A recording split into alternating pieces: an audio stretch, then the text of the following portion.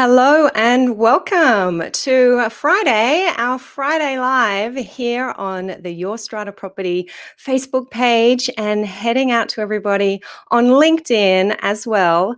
Happy Friday. I am Amanda Farmer, the host of the Your Strata Property podcast, and here on this page, celebrating with you live every odd Friday, every couple of Fridays. I like to be here and check in, fill you in on the week or the 2 weeks that have been in Strata.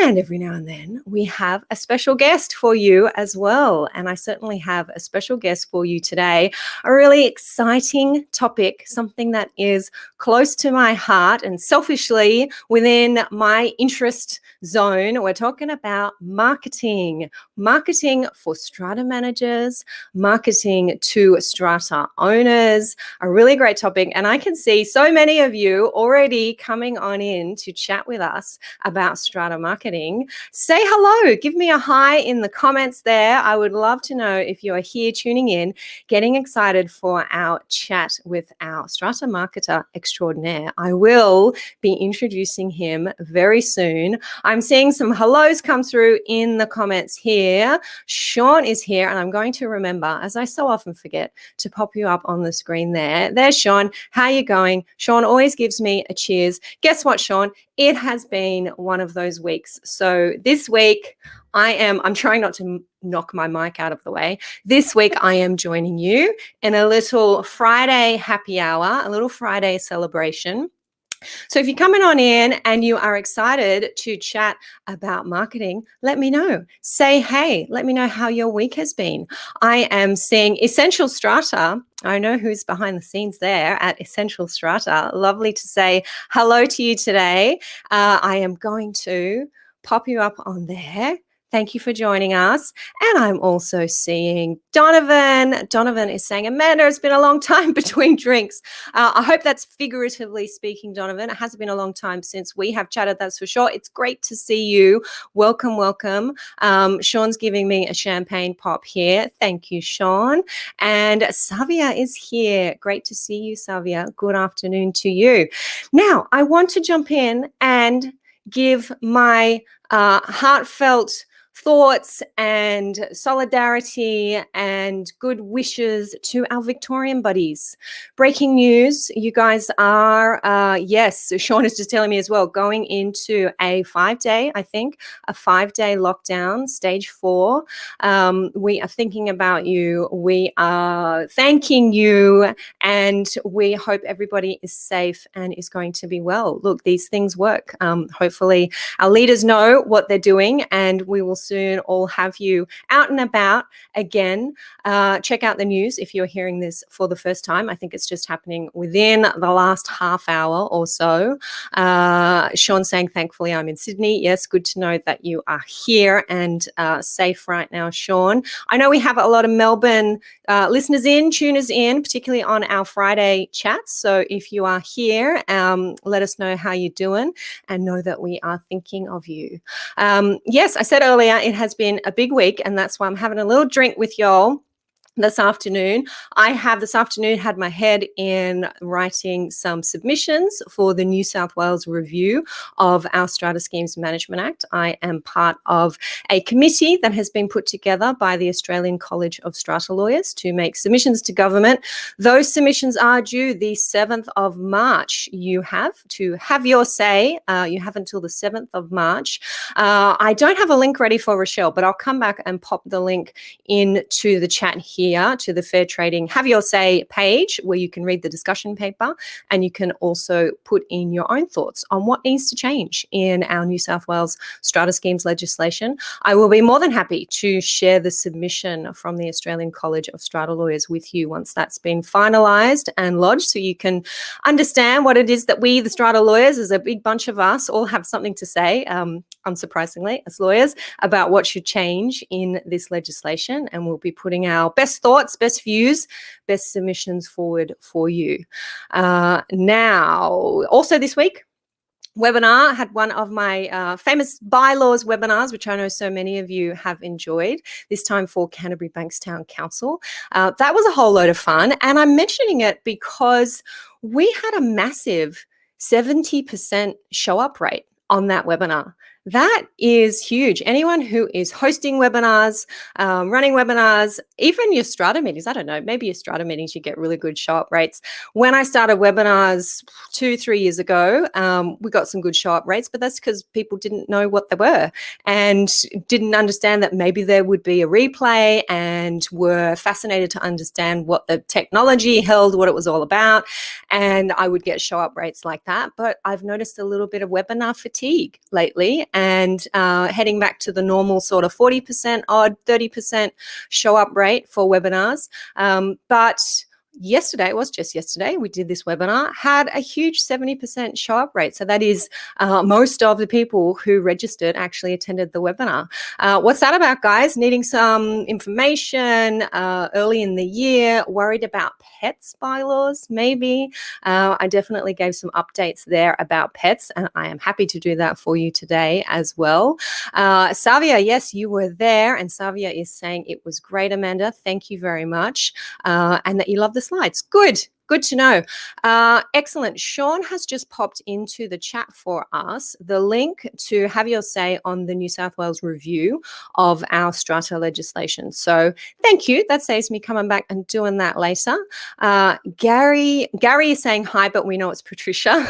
Lovely to see you, Patricia. Thank you for joining us.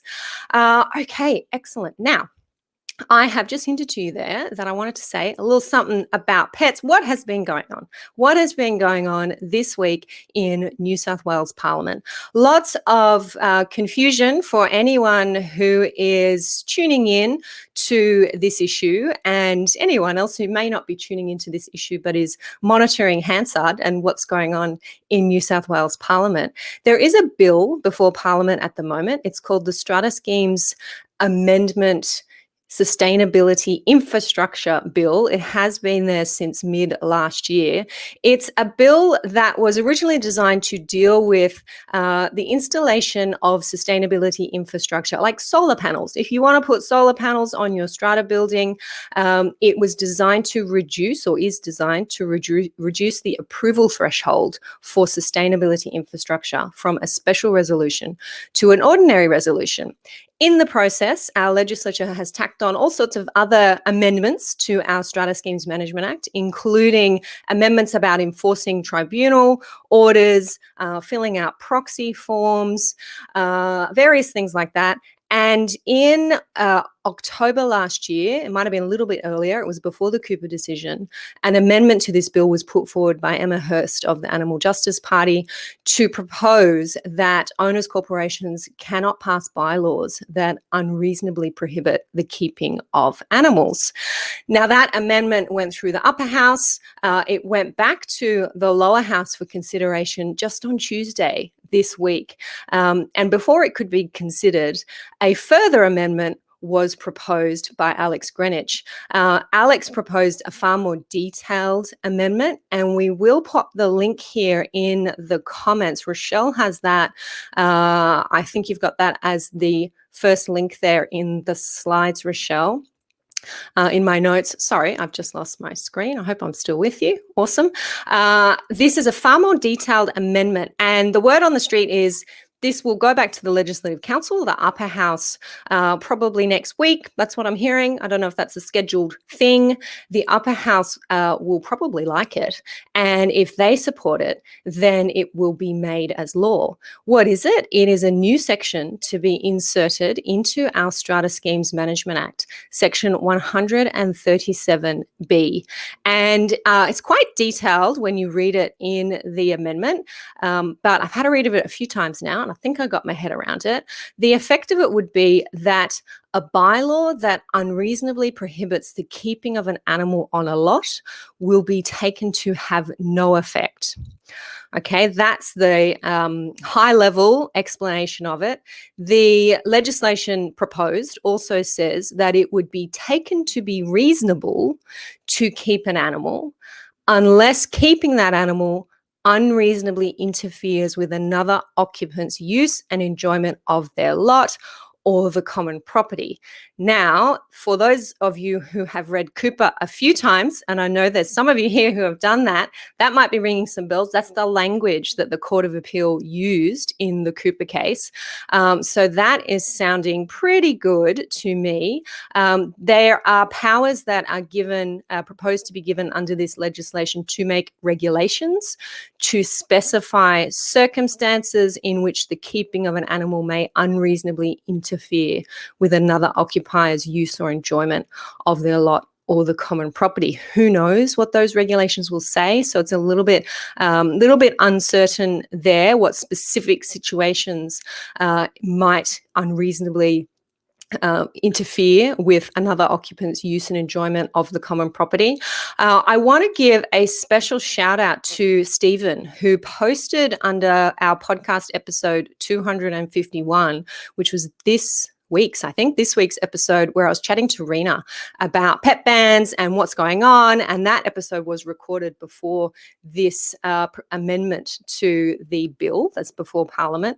And if you have not checked out episode 251, I'm keeping Rochelle on her toes today. Rochelle, would you mind popping a link to 251 in the comments here, if only to head over and read Stephen's comment on what he thinks of the proposed new legislation, because I want to say plus one to Stephen. I think we're on the same page there after reading that amendment. And Stephen does conclude by saying a much simpler solution would be to just say an owner's corporation cannot unreasonably prohibit the keeping of an animal. And then it's up to our tribunal or our courts, if it gets there, to rely on the reasoning in the Cooper case from our Court of Appeal to establish and adopt principles for exactly what that means. We can't cover everything in legislation. We can't anticipate every circumstance. That's why we have our common law system, where we have cases that run through the courts. We're then bound by the rules of precedent, and it's for our experts, our tribunal members, our judges to work out what this, how this term should be applied and what the outcome should be in a particular case. I agree with that, Stephen. Thank you for raising that. I think it can be done a little bit more simply than what we're seeing in this amendment, but I think the amendment is going some way to balancing what is a complex issue in political terms, let's say that, in a way that meets the simple needs of owners, residents who just want to keep their family member, keep a pet in their family, which I absolutely support as a pro-pet, pet-owning strata dweller. I also want to acknowledge some chat that was happening in Jo Cooper's Facebook group that she very generously set up about this issue. It's called Pets in Strata. If you haven't checked it out, do go and check it out and have a look at some of the lively discussion that's happening there. That's the place where I often go to see what's happening on the ground with these cases. There are a lot of residents in there that have cases before the tribunal about pets, wanting to keep a pet, waiting on decisions from the tribunal. And I was reading a post earlier today where a resident had reported that she was waiting on her NCAT outcome, and she was a little bit surprised and concerned that the tribunal member had reserved the decision and had said openly to the parties that the law was unclear, that he's going to need quite a bit of time to appropriately draft the decision, and that even though we have the Cooper case, the New South Wales legislation hasn't changed, so the law remains as it always has been. And the resident who was sharing that in the group said, I don't understand why the tribunal's saying that. Surely they have to follow what was said by the Court of Appeal in Cooper. And I have posted underneath there to say, I agree with you, and I am concerned that our tribunal seems to be unsure what decision to make now in these cases. And it just reinforces the need for our legislature to act quickly, more quickly. This decision was made in October, and we're still waiting for legislation to change. Act quickly and clearly, and to try and give us some new legislation that is as understandable as possible, so that we can avoid these kinds of disputes in the future, or at least have far, far less of them. Okay, now I'm seeing lots of comments here coming through and some hellos. I've got a hello here from Crystal. Thank you. It is great to see you. Rochelle's posting our links there. I am very soon going to welcome in our special guest, and we're going to get into the topic of strata marketing. I can't wait. I'm drawing this out for you, for me in particular. I am going to bring up Sean's comment here. He saw a doozy of an attempt to limit pets yesterday, only lower floor units in a 2-story building, or if site impaired, I assume if the resident's site impaired, and ground floor only if new owner pre-owns pet. Animal cannot be replaced. Sean said, too complicated, unreasonable conditions or restrictions, consider replacing it. Yes, I think good advice there, Sean. Thank you for sharing that. I'm always interested to hear what is going on the ground.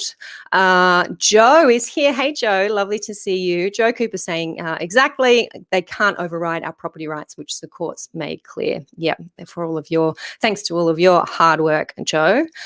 We have the link there to Stephen's comment. Do check it out. I am seeing a comment there from Robert. I'm not sure what that one means there, Robert. Sorry, Rochelle might help you out there if that's a tech one. Yes, and Joe is here. Joe Bashara. Hello, Joe. We have Joe and Joe. Lovely to see you. Excellent. All right, guys, I'm going to do it. I'm going to welcome in our special guest for today. His name is Hedley Swann. He is the founder of Strata Next, a digital agency specialized in helping our strata management companies to work with, to find, to impress their ideal clients. That's you guys. That's the strata owners. I am bringing him on now. Here is Hedley Swann. Hey, Amanda. Well, thanks for that very warm introduction, and hello to everyone who's been tuning in. There are lots of people tuning in, Hedley. I think we may have struck a chord here with our topic all about strata marketing. And look, I'm going to confess, Hedley and I did chat earlier this week. We have recorded a podcast episode all about this topic. We were chatting on Monday, I think it was, and I think I held Hedley up for twice as long as I intended to. And I said, Hedley, please, will you come and chat with me on Friday Live so we can keep up this conversation? So for us, it's the second half of the conversation. For everyone tuning in, I appreciate this is the first time you're hearing from Hedley, but you're going to hear lots more next week when we release podcast episode number 252. So how cool is that? So it's a bit of a sneak preview for everyone, I guess, Amanda. Yes, indeed. Is that some clever marketing on our part, Hedley? I don't know. Maybe. Clever marketing, happy accident, whatever you want to believe. Yes, and I said earlier, a selfish desire on my part because I love this topic. I myself am very interested in marketing. I find it fascinating. I've been told by a colleague before that I'm not a lawyer who happens to market. I'm a marketer who happens to be a lawyer. So who knows? Maybe that's true. But I want to ask you this, Hedley. Why do you think our strata managers are kind of crappy at marketing? They're not the best marketers. What are they getting wrong here? Well, they're not alone. There are a lot of industries on the world that across the board tend to struggle with this subject. But I think what we're seeing at the moment is a shift in the approach to marketing or the approach to engaging owners in respective markets. And a lot of that's been brought about by the changes that have come through digital media. And while it's easy for us to forget that all this stuff sort of is just commonplace, social, the fact that you and I are talking together live on a social media platform, your audience of owners are in here learning, being educated, finding things out, talking with each other. You know, that wasn't commonplace 10 years ago at all, right? Even 5 years ago. 5 years ago, really. And so this idea of shared information and changes in buyer behavior are changing how people are buying strata services, how they're vetting strata companies, what their expectations are from how strata companies are communicating with them. And this means that, you know, we're seeing a change to the status quo, and we're seeing a new wave of strata firms that are basically taking this up and they're looking for ways to capitalize on it. But there's still a large portion of the market, older, more established firms perhaps, who are going through this change of, well, how do I actually utilize this? What do I use? Where do I start? And they're running into a market now that is more used to getting their information online and not taking things at face value and demanding more, right? And so that's where the challenge arises. And I do want to hear from those of you who are tuning in, whether you're a strata manager or an owner. Please do pop your comments in the chat here. What do you think about the level, the state of marketing, advertising? We're kind of talking about, might be the another word for it. I was going to say an old-fashioned word, but that's my judgment. The marketing that strata managers do or don't do, what they get right, what they get wrong. And when we were chatting earlier in the week, Hedley, we were sort of talking about that history and that change. And I mentioned how lawyers have come through that change in the last sort of 20 odd years and are starting to emerge now. And we're noticing more clearly the different style of marketing that lawyers are doing. So we're much more education focused and putting articles out there and blogs and podcasts and delivering that free guidance and resources and access and being that trusted advisor before we're even engaged. And that's something that has taken a couple of decades, I think, from what I've seen, and now coming through a little bit more strongly. I felt, as I said to you when we were recording the podcast, I felt strata management was only just now entering that phase of understanding that you have to start being that trusted advisor sometime before you actually expect or want or need to get the sale, to get the contract. Yeah, well, I think there's been a little bit of a blanket of sort of comfort. There's been a buffer between the market changing and now the need to adapt. And we're starting to get into that sort of point where, okay, this is no longer something I can consider or think about or put off. It's something that I actively have to engage with because the market demands it. Yeah. And do you think strata managers know what owners want? You know, and we might talk about giving them what they want, what they need before they need it, educating. And there might be strata managers out there saying, well, Amanda, I do that. Or either I do that and it's not working, or I don't know what to do. I mean, what do you say to those managers? Yeah, well, let's sort of bring that back because there's, you know, in everything you've just said, there's actually a lot to unpack. So let's start going through it. All right. It's really interesting if you look through, like if you're someone like myself, you spend a lot of time looking at the market as a whole. You look at the perspective of where owners are coming from, where investors are coming from. You look at how strata management firms are putting themselves forward, right? What message are they putting into the market? And there's actually not a lot of differentiation. I think that's where a lot of these problems arise because, you know, unless it's when you're dealing with new buildings, you might, as a strata manager, you might be forming relationships with developers, and that's one style of market, or you're looking to take over an existing building that's perhaps not getting the service they need, and they're looking at a change in management. And depending on the style, the scope, the size, the complexity of the strata scheme, their needs are going to be different.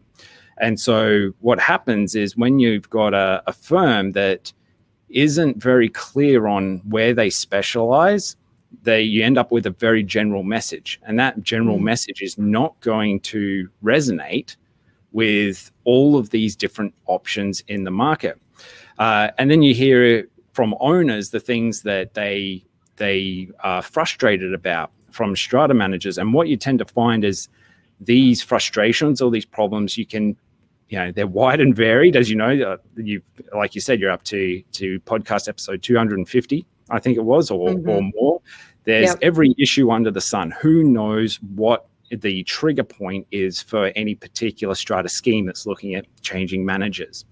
But you can largely take a lot of these complaints and they come down into different categories. Usually it revolves around communication or understanding or transparency, lack thereof, of those two things.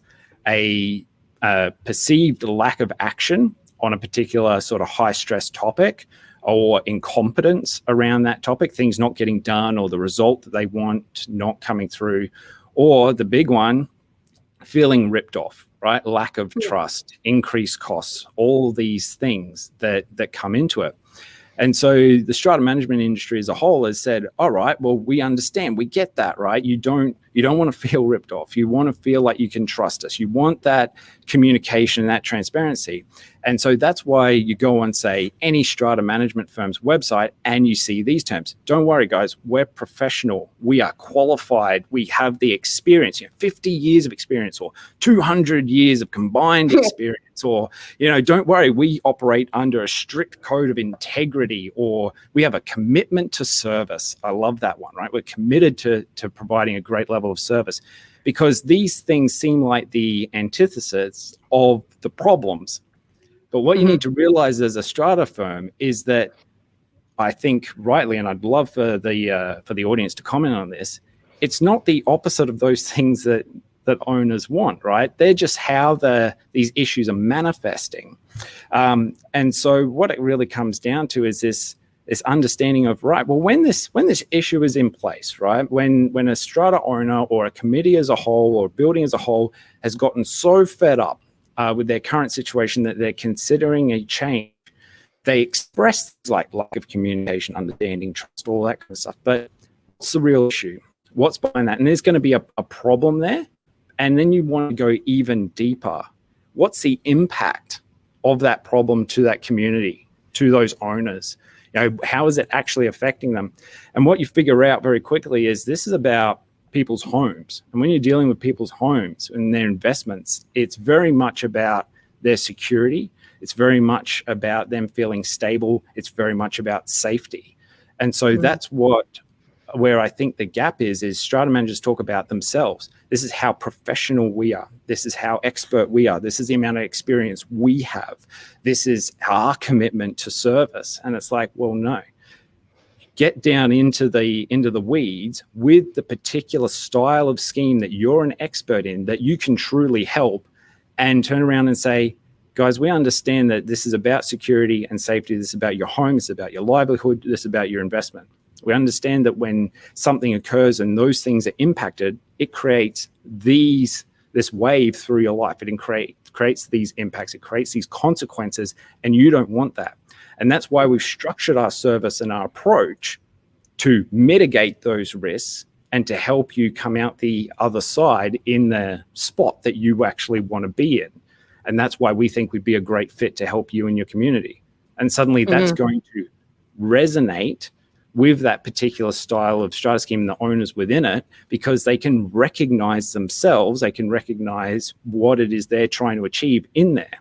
And I think that's where the strata industry as a whole has to go, right, is into that deeper expertise, more narrow expertise, and providing bespoke solutions for different styles of strata scheme, rather than trying to be a catch-all, one-size-fits-all firm for everyone. Yes. Are you hearing this, everybody? This is absolute gold that we are getting from Hedley here. I am going to head over to the comments. I'm going to try not to close my screen. I'm working on my touchpad here, and I just want to be careful. Robert was just clarifying, thank you, Robert, that you're tuning in for the first time, and in the meantime, you click the follow box. Awesome. Thank you. Glad you worked that one out. I am seeing here Savia saying that strata managers are also expected to be strata educators. Yeah, definitely. That's definitely a change that we're seeing. Well, Amanda, on that, can I just add that with the way that marketing is evolving and adapting, I think that very soon the difference between great marketing and great education is going to be zero. They're going to be virtually indistinguishable. Yep. And because we're talking about identifying these problems, solving these problems, it's just another way of educating, another way of saying education, I think. Grant is there on the screen saying, good strata managers need to now sell to all owners in a building, not a small clique on the strata committee.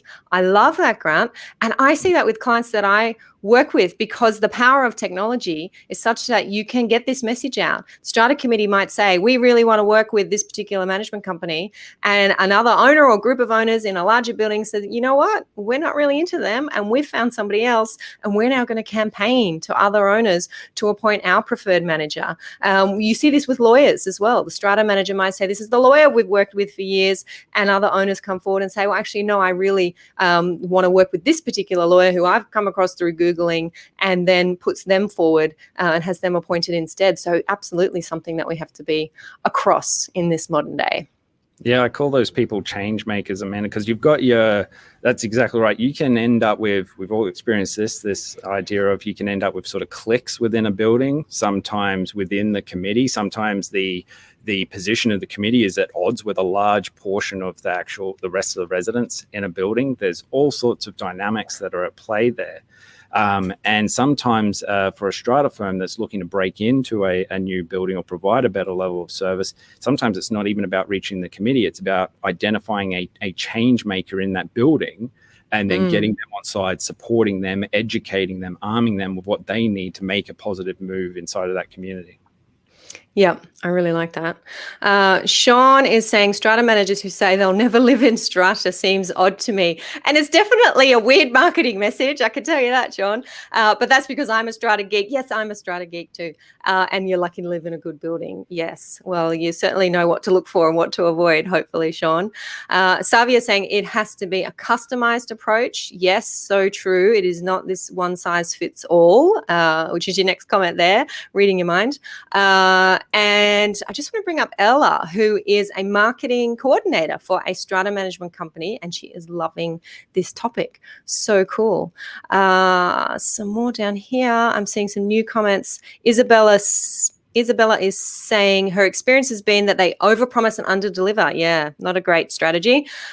Promote as subject matter experts. At the end of the day, book tradespeople, collect levies, pay bills. Yep, we definitely need to progress from there. Most owners want strata managers who can support the owners in the community, be fair, reasonable, and honest. Yep, does sound like simple stuff. We towards the end of our podcast chat, Hedley, and what we didn't really have much time for, and I really wanted to get in today, you started to teach me about this next gen strata firms, you called them, and how you're seeing this separation. Again, something that we've seen in law with big law versus new law. What is a next gen firm? What are they doing? And what do owners need to be looking for if they want to work with one of these next gen firms? Yeah, it's a topic I think we could spend even more time than we have today on, Amanda. But I think this actually ties in with a lot of the comments that I saw coming through here on the chat today. I've seen a few hints in there where people are saying, oh, well, how do we do this though? Because from the strata manager's perspective, so I'm now expected to provide all this education, and owners want it for free and they want it now. And how am I going to keep up with this level of demand? Because I still actually have to execute the work. Yeah. And I think one of the big issues here is there is a disconnection from my experience between the perception of what an owner thinks a strata manager does and then all the extra work that goes into that. And I think that can leave a lot of managers feeling undervalued. Right. And also creates a duality in that problem, because from the owner's perspective, they just see those things. All they do is collect levies, issue this, do that. They're not seeing, it's kind of the iceberg strata management. They're seeing the top 10% and not the other 90. And so that brings us into this topic of a next strata firm. So what I use this for is a tool for when I'm working with a client. It's useful to get an idea of sort of where you absolutely don't want to be and where you want to be working towards, right? And so the two ends of that spectrum, if you will, I call the end you want to move away from, the status quo end, and into the next strata firm end, right? And so this here is like, it's very illustrative. Chances are you're not all on one side or all on the other as a strata firm. You're going to be somewhere in between, but these are kind of the ranges that you want to look at. And so what it comes down to is if you're on a status quo side of the fence, then you're largely acting as a reactive kind of, I call them triage agents, right? Stuff is just flying in from all sorts of places, and they're only reacting when there's a problem, and then they're having to sort of prioritize that problem and then do something about it. They're always on the back foot, always reactive, right? Whereas a next strata firm is positioning themselves and truly acting as a proactive advisor. They're looking at what's coming down the pipe. How are we going to position our clients to deal with those challenges? How are we going to arm them? What are we going to do? What do we need to put in place? What advice do we need to give to direct them and resource them correctly? Status quo firms tend to offer only sort of compliance and processing. They're very clerical based, right? And that's what they offer. Whereas a next strata firm is going to be looking at, well, there are these distinct areas of expertise across the entire building, all right? Because it's not just about the outcome you deliver in, oh, you're compliant, you've got all your insurance, the book work is happening, da-da-da. That's not what a strata community is looking for. They're looking for the outcome of the value of my property is maintained and protected. And or increased. Increased, yeah, is perfect, right? And my lifestyle is maintained and protected as well, right? So the fact that we're compliant is table stakes. It's not the end goal for your customer, and that's what you have to be working towards, right? So next strata firms are going to have these areas of expertise in the management side, in the maintenance side, and in the advisory side, so they can deal with the bookwork, the financials, everything that's sort of got to happen day to day, right? Then the visible stuff that a lot of owners see and care about, which is the maintenance side. And then you've got the advisory side. How are you going to help them overcome future challenges, put plans in place, all that good stuff to maintain and resource them going forward. Another big thing that status quo firms will do is they promote as done for everyone. You know, they go, if you are a strata scheme, we want to work with you. And that's where they're very generalist. Whereas I think more and more you're going to see strata firms start to specialize. And this doesn't necessarily have, I think there's probably 100 different ways you can slice and dice the strata market. And we're going to see these expert firms emerge that are able to really, truly work with a number of them. And they're going to have specific messaging. They're going to have a specific approach. They're going to apply different models, ways, expertise, whatever you want to call it, right? They're going to have very streamlined processes for efficiently and effectively helping that style of strata scheme that they're an expert in. Can I just jump in there, Hedley? Because I don't want to stray too far from the topic of being proactive and not just putting out the bushfires and not just being the post office, I call them. And we see this with strata managers, we see this with lawyers as well, where you feel like this professional that you've engaged and paying a lot of money for is just shuffling the correspondence to and fro. Something that's frustrated me in the past as an owner, and I have been in buildings managed by various different strata managers, so it's no one in particular. But it's frustrating to no end when you get an email where your strata manager might be forwarding a piece of correspondence, a letter from someone, a third party, a lot owner, and says to the committee, "Dear committee, please find attached." Full stop. Nothing else. Now, I'm receiving this as a lawyer, a strata lawyer, who's going to read it and going to have an opinion and perhaps even going to know what an appropriate response is. But even I reply to those emails and say, "Thank you, strata manager. What do you suggest we do next?" Yep. Now, so what? Lawyers do it too. Well, exactly. Yes. That's what my brain's saying. But I try to be a little bit more polite. Thank you. Read that. What do you suggest we do next? And I am the first to say that lawyers are guilty of this. But that is a simple thing that I believe strata managers can do, can change, can start doing if you're not doing it already. That you're constantly thinking, I'm sending this to my client. If I have a next step, and 9 times out of 10, you strata managers, you know what the next step is. Well, of course, we'll do this. Say that to the client before they ask for it.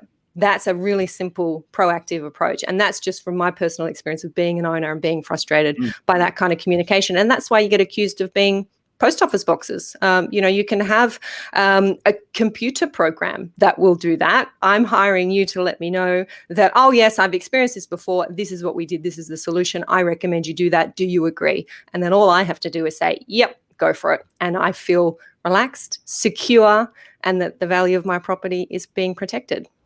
Yeah, and that actually brings me to one of the biggest points in this comparison list is this idea of, a status quo firm is going to focus on providing that raw data. They're just output machines. Here's here's the next invoice. Here's the next thing you need to know. This is the how many sort of levies payments are in arrears. They're just giving you the data, the numbers. And what we're very quickly seeing across, and what an owner is used to seeing, is think about the other things that are going on in their life. If they're in business or running a business, they're using accounting software, cloud-based accounting software, and the computer program is giving them all the raw data. If they're in Strata, if their Strata manager is using a cloud-based system, that system is providing them all the raw data anyway, or they have access to that raw data. And so what a next Strata firm is going to do is focused on insight, right? What does that data actually mean? And so what we're entering into is this idea of context, right? So there was a comment before about that everyone needs a customized approach. That's what context is all about, right? Well, these are the facts, these are the figures, these are the numbers, this is what we know. What does that mean? What can we do with it?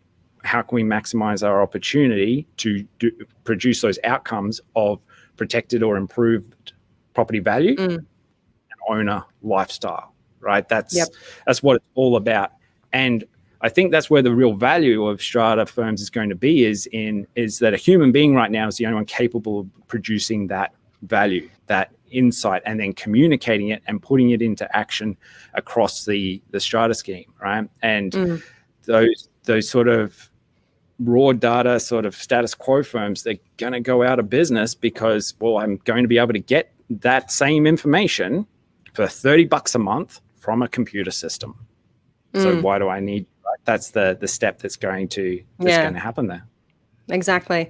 Now, I'm seeing quite a few comments come through here from Strata managers, I think I'm seeing, asking about whether there's any liability issues for Strata managers who are offering steps or guidance or suggestions, as I'm calling for as an owner. There's a comment there from Francis, which I've just popped up. And Yvonne has also said, as Strata managers, are we allowed to give suggestions on how Strata committees can handle a situation?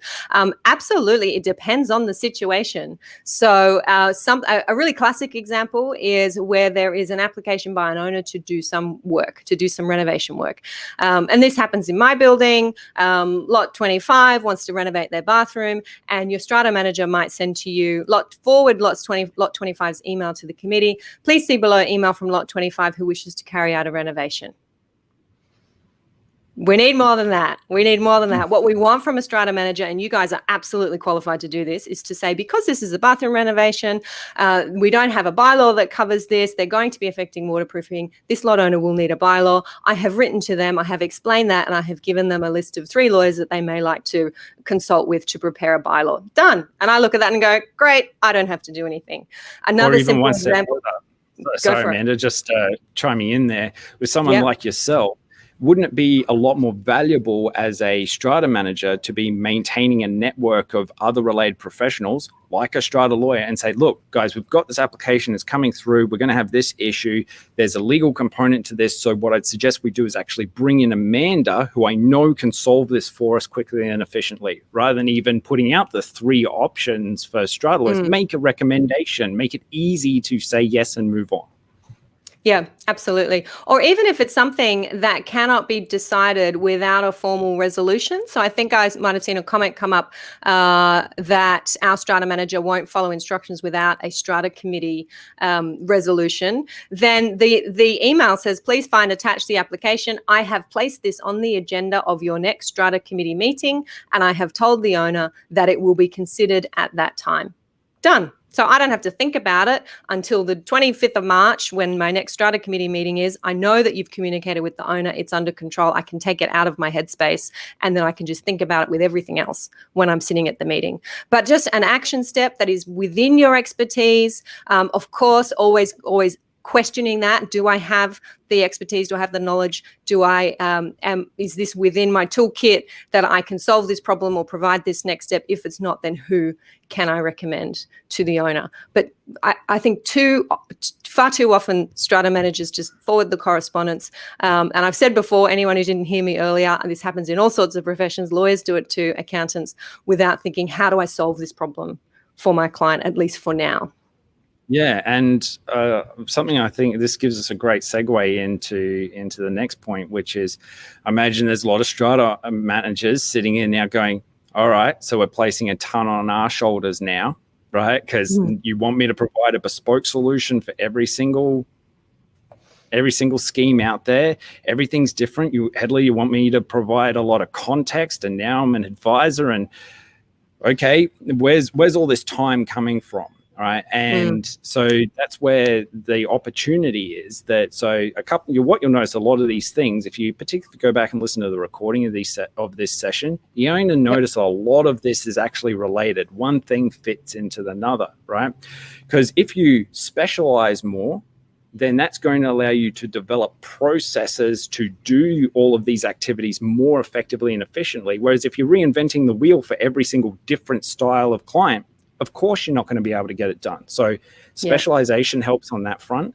Also, the technology that's pumping out all of this raw data, you need to leverage it as a manager, right? Use the tools and systems that are now becoming available to you to free up all the normal clerical admin time, the time that you used to spend sitting at your desk working away at the elbow grease, can now be done by a technology system.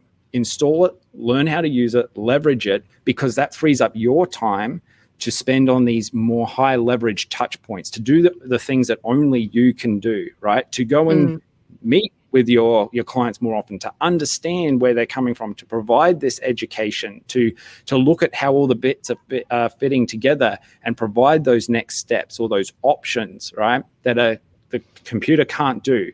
So you need to be leveraging that technology to give yourself the capacity, right, to apply your specialist capability to the style of strata scheme that you can best serve. Yes, I love that. And I've seen lawyers have great success with that. Niching down. I don't know who said it. I'll look it up so I can credit it, but do less and obsess. Become expert at what it is that you do. I've experienced that in my own practice over the last, what am I up to, 8 years of just niching.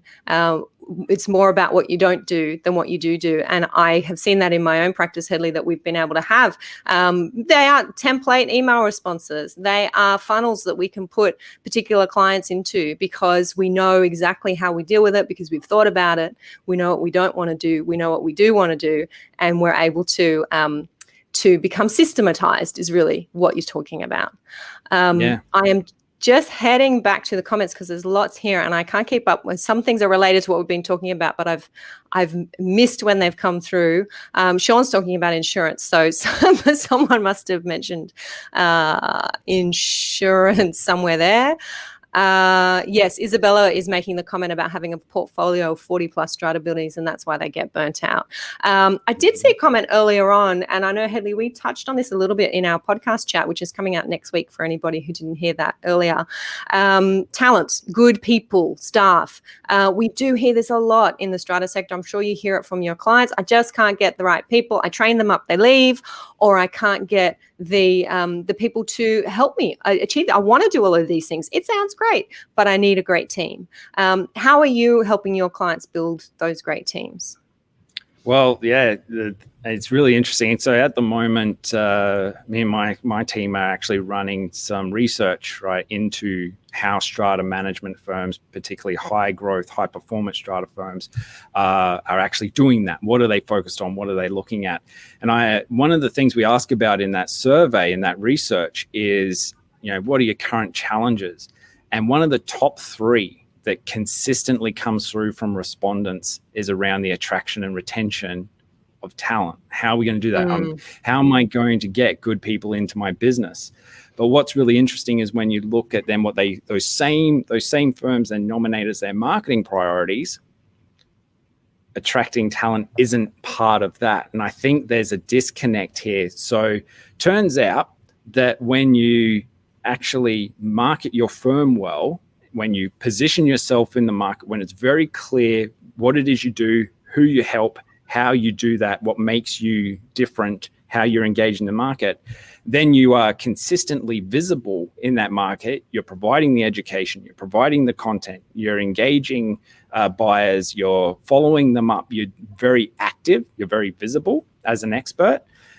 Turns out that the top performers in your field want to work at those places. They don't want, if I'm in the top 1% of high performing strata managers in the country, I want to work at a firm that I perceive to be at that level, where I actually can be challenged, where I have the opportunity to grow, where I have the opportunity to build my personal brand, where I have the chance to grow along as the company does. If you're dead silent in your market and you've got effectively, say, a brochure style website that never changes and says, we're a professional strata firm, trust us, is a top 1% A player that you want to attract to your team going to, you're even going to be on their radar? No. Right. So marketing plays a huge role in that, and just setting your company up in a position where a top performer wants to be a part of that journey. They have a vision for their career, where they want to go, what they want to do next. If your vision for your company is smaller than theirs, they're never going to want to work for you. And the only way they have to realize how great, how big your vision is if you talk about it, if you put it forward, if you make it visible. That's marketing. I love that. I'm sure there are many managers out there who are having trouble attracting good talent who never thought about it as a marketing problem. Yeah. I think that's a really, really important way to think about it. And yes, that's where I was going with that thought. We have popped into the comments there a link to the survey that you're running, Hedley, with your company Strata Next. Fantastic. Is that for strata managers to fill in? Yeah. So basically, who I'm really interested in hearing from, who is anyone who's working in the strata space. There are particular sort of questions in that survey that may be more for senior management or executives or owners, CEOs, the people who understand sort of all the nuts and bolts going on behind the scenes, to get an idea of how a business is growing and what's led to that. So what are the cause and effect there? But if you're a strata manager, I absolutely want you to click on that link, go and fill in that survey. And even if you can't complete all of it, it gives us an insight into what you think is going on at the firm. And the whole idea is anyone who participates in that survey, we're going to aggregate, collate all the data together, produce a summary report for everyone to look at, so that you as a strata firm can look at it and go, hey, my challenge is the same as the rest of the industry. Where do I differ? You can benchmark your performance and what you're focused on against the wider industry. Yep. Excellent. Important work. I'm just heading back up to some of the comments, and I want to bring in Savia, who is saying, great session. I can't wait to apply what I have learnt, which is awesome. Lots of actionable things we're discussing here, and you can absolutely come back and have a watch of this video again. The replay will be here on the page, and you can hear more next week in our podcast episode number 252, which will be released. It generally comes out on iTunes and on your apps on Tuesday night. We publish it, and then on Wednesday morning you get an email in your inbox and here on the page letting you know that the episode is out. If you don't get the emails in your inbox, then you want to head over to yourstrataproperty.com.au and sign up to get our emails and find out when our lives are happening, when the webinars are happening, and to have early access to the podcast. So lots more comments here for me to go back to over finishing. Look, I've only had 2 sips, Hedley, so that's here we go. So you're telling me we need to be quiet for a little bit. Yeah. Well, the quality of our conversation, or me butting in and getting excited about our topic. It has been a great one, and I am seeing lots of people enjoying it here in the chat. If you want to share this, maybe with your strata management company, would that be okay to let them know that this is what's going on in some circles in strata? Some suggestions, some very, very actionable, practical suggestions here for improvement. Feel free to share with your neighbors, with your colleagues, clients. Maybe you are one of these next strata companies and you're going tick, tick, tick. We are doing all of these things. Well, shout it out. Let your clients know. And I think for me, Hedley, what I really heard, and you started it way back at the beginning of our conversation, using the right language with your clients, articulating their problem, not your solution, which may not have anything to do with their problem or have anything to do with them. And I know from my own running my own business and trying to tap into my own clients' problems, the best way to do that is to ask them what their problems are. Absolutely. You need to be, and that's all, like I said, all this connects together, right? If your managers are so flat chat and their portfolios are so full and your margins are so thin that they don't have time to actually go and talk to their clients and figure out what's going on, to provide some room for innovation, for education, for changing your approach, that's an issue, right? Because we can sit around our offices all day and speculate about what our customers want, right? What owners want. But at the end of the day, the way to figure it out is go and talk to them, go and see what's going on. On that, I'd caution against specifically sort of saying, hey, what is it that you guys want? Because I don't know about you, Amanda, but whenever a market research call sort of gets me, or like, hey, Hedley, why do you buy that brand of drink or that brand of shirt or whatever?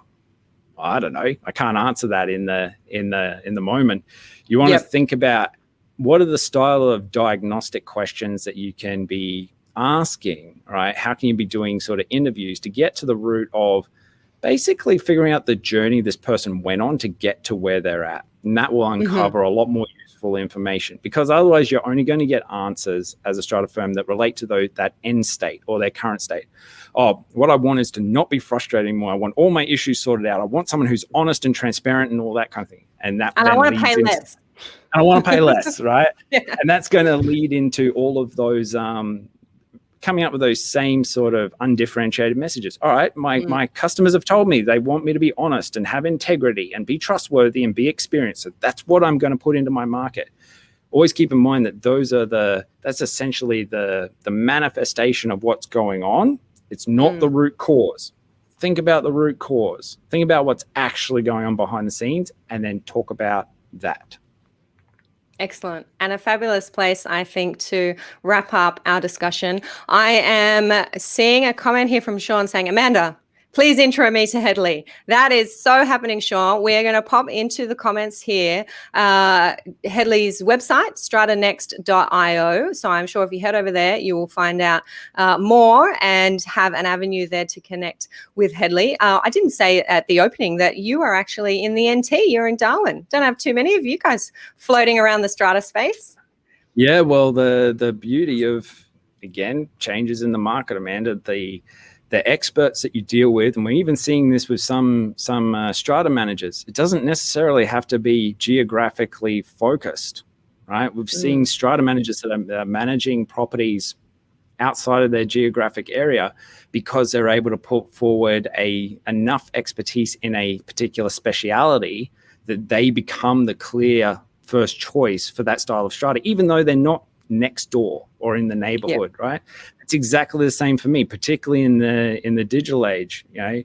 Here I'm sitting in Darwin. It's I think it's 32 degrees outside and it's about to start pouring with rain. And this afternoon I've got a call with a manager in Victoria, and we're going to be talking about what's going on with his firm, because it's just about getting the right help for where you're at and what you need. Education, really, how that happened. That's right. The best person for the job. I certainly have people all over the country and the world helping me with what I do. So location is no barrier these days. Patricia is saying, awesome session. Lots to think about, changes and implementing those changes. I love hearing all of this.